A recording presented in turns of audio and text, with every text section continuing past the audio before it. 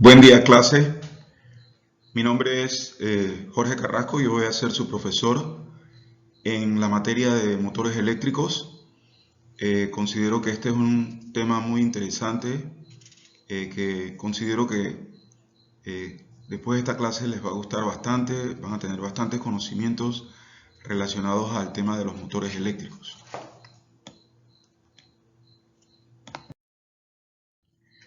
¿Qué es un motor eléctrico? Bueno, tal como aquí está en la filmina, un motor eléctrico es una máquina capaz de convertir la energía eléctrica en mecánica. Es una máquina rotatoria que básicamente está en toda la industria en el mundo. ¿Cuáles son algunas propiedades de los motores eléctricos? Bueno, entre las propiedades del motor eléctrico están que es una alternativa firme y sustentable a los motores de combustión, porque igual potencia, su tamaño y peso son más reducidos que un motor de combustión interna equivalente. También tienen la ventaja de la economía, la limpieza, la comodidad, seguridad de funcionamiento. Se pueden construir de cualquier tamaño y forma siempre que el voltaje lo permita.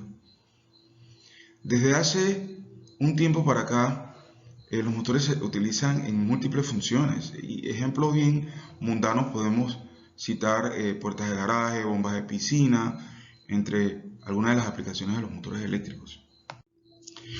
En esta primera parte de la introducción a la clase, quiero que se organicen en grupos, pueden ser grupos de 3, 4 personas, estudiantes, los más cercanos en el salón, en su silla, para que brevemente ustedes mismos también puedan discutir y describir qué otras propiedades ustedes encuentran en los motores eléctricos, para poder después hacer un resumen entre todos y ver a qué conclusiones podemos encontrar en cuanto a las propiedades que hay para los motores eléctricos. Así que por favor organícense en grupos. Los motores eléctricos son máquinas eléctricas rotatorias. Su funcionamiento se basa en la fuerza de atracción y repulsión establecida entre un imán y un hilo conductor, una bobina, por donde hacemos circular una corriente eléctrica. Todo empezó gracias al científico Hans Christian Ørsted, que comprobó cómo colocando un cable alrededor o cerca de una brújula, se hacía pasar una corriente por el cable, la aguja de la brújula, que está unida a un imán giratorio, se movía. Lo que hacía el cable cuando le atravesaba una corriente eléctrica era mover el imán de la brújula que estaba dentro de la espira. Una corriente eléctrica producía movimiento. De esta forma, demostró la relación que había entre la electricidad y el magnetismo. En otras palabras, descubrió lo que hoy en día conocemos como el electromagnetismo. Es importante tener conocimientos básicos de magnetismo para entender el funcionamiento de las máquinas eléctricas. Por eso vamos a recordar algunos conceptos. Un campo magnético es una región del espacio donde existen fuerzas magnéticas, fuerzas que atraen o repelen metales. Esta propiedad de atraer metales se llama magnetismo. Un campo magnético lo puede generar un imán con dos polos, polo norte y polo sur. Los polos se encuentran en los extremos del campo generado por el imán. ¿Cómo funciona un motor eléctrico? Tanto los motores de corriente continua como los de corriente alterna funcionan por inducción electromagnética, o lo que es lo mismo, un campo magnético induce o produce una fuerza rotatoria por un conductor que lleva corriente eléctrica, como vimos anteriormente. Imagina que ahora tenemos, en lugar de un solo conductor, una bobina, conductor enrollado en espiras, enrollado sobre un eje, y metemos este conjunto bobina-eje dentro de un campo magnético de un imán de dos polos estáticos, que no se puede mover, como lo muestra la figura, el polo rojo y el polo azul. Aquí pueden ver en un pequeño motor de corriente continua llamado de imágenes permanentes, igual lo explicado. ¿Cuáles son los principales componentes del motor eléctrico?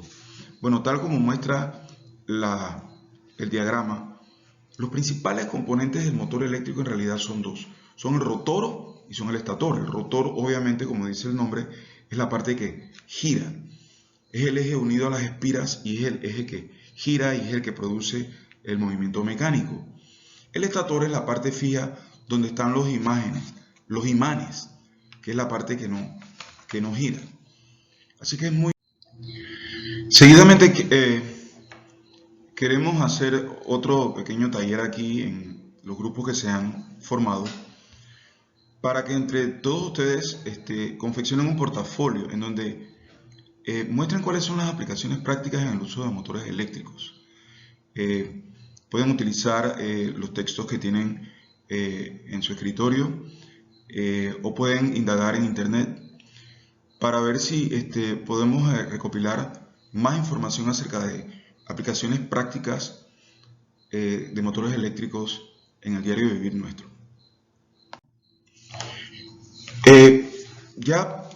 Para ir cerrando la clase, queremos hablar un poco acerca de cuál es el impacto en realidad de los motores eléctricos en el desarrollo humano. En realidad, cuando empezó la revolución industrial, lo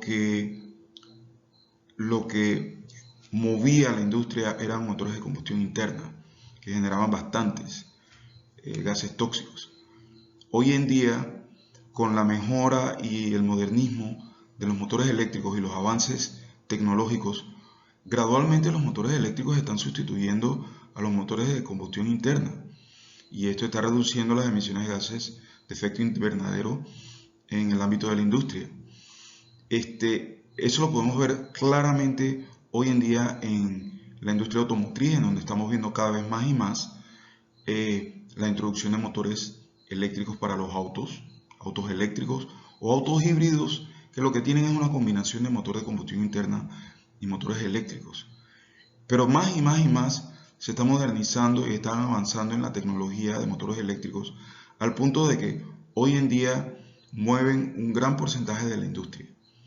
Así es que es muy importante tomar en cuenta cómo en el diario vivir nuestro los motores eléctricos nos ayudan a vivir mejor. Ya con esto cerramos esta pequeña clase. Espero que haya sido muy edificante para todos ustedes los estudiantes. Espero que hayan aprendido bastante acerca de lo que son los motores eléctricos. Es una materia muy interesante. Hay mucha más materia que desarrollar y que vamos a desarrollar en clases subsiguientes acerca de los diferentes tipos de motores eléctricos. Pero por lo menos ya tenemos una idea más o menos un poco más clara acerca de lo que son motores eléctricos. Ok, clase, con esto terminamos la clase del día de hoy.